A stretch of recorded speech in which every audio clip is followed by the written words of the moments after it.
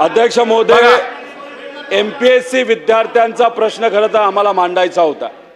मी तुमचे आभार व्यक्त करतो, निवेदन करण्यासाठी तुम्ही संधी दिली. जयंत पाटील साहेबांचे आभार करतो की त्यांनी विद्यार्थ्यांच्या व आमच्या वतीने आपल्याला तिथं विनंती केली. अध्यक्ष महोदय, MPSC परीक्षा देणारे असे 50 लाख विद्यार्थी आहेत.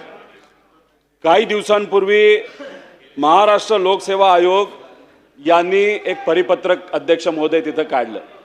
या परिपत्राच्या माध्यमातून अध्यक्ष महोदय MPSC काय सांगते की आजपर्यंत ज्या ऑफलाईन परीक्षा जात होत्या ते याच्या पुढे आम्ही ऑनलाईन घेणार आहोत. अध्यक्ष महोदय, असे अनेक उदाहरणं आहेत ज्याच्यामध्ये ऑनलाईन परीक्षा जेव्हा घेतल्या गेल्या त्याच्यामध्ये भ्रष्टाचार झाला, पेपर फुटला. त्यामुळे आमचा ऑनलाईन परीक्षा घेण्याच्या बाबतीतला विरोध आहे, विद्यार्थ्यांचा विरोध आहे.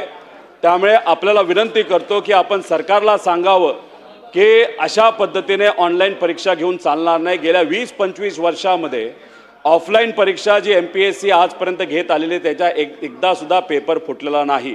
नॉर्मलायझेशनचा मुद्दा आहे, पेपर फुटीचा मुद्दा आहे, लांबचे परीक्षा केंद्र त्या ठिकाणी दिले जातात तोही मुद्दा आहे. काल अध्यक्ष महोदय छत्रपती संभाजीनगरमध्ये विद्यार्थ्यांनी खूप मोठं आंदोलन घेतलं होतं. आम्ही सर्वजण तिथे होतो.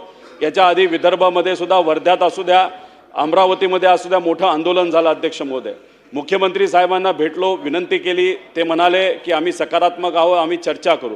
उपमुख्यमंत्री साहेबांना भेटलो. अध्यक्ष महोदय, काही झालं तरी पुढच्या काही दिवसांमध्ये सरकारकडनं निर्णय, नाहीतर MPSCला सांगण्यात यावं हा ऑनलाईन घेण्याचा जो काय घाट घातला जातोय तो त्या ठिकाणी थांबवण्यात यावं. अध्यक्ष महोदय, याच्यामुळे 50 लाख गरीब मुलांवर तिथं अन्याय होतो आणि जो अन्याय होतो तो खूप मोठा आहे.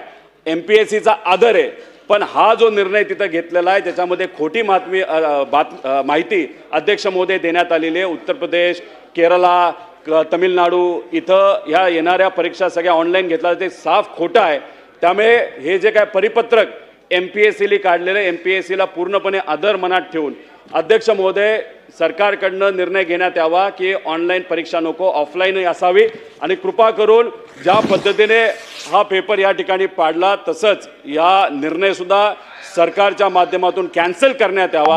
ऑफलाईनच परीक्षा झाली पाहिजे आणि जर ऑनलाईन घेण्यात आली तर विद्यार्थी आणि आम्ही सगळं मिळून एक सरकार नाही तर MPSCच्या विरोधात खूप मोठं आंदोलन येत्या काळामध्ये घेऊ शकतो. धन्यवाद.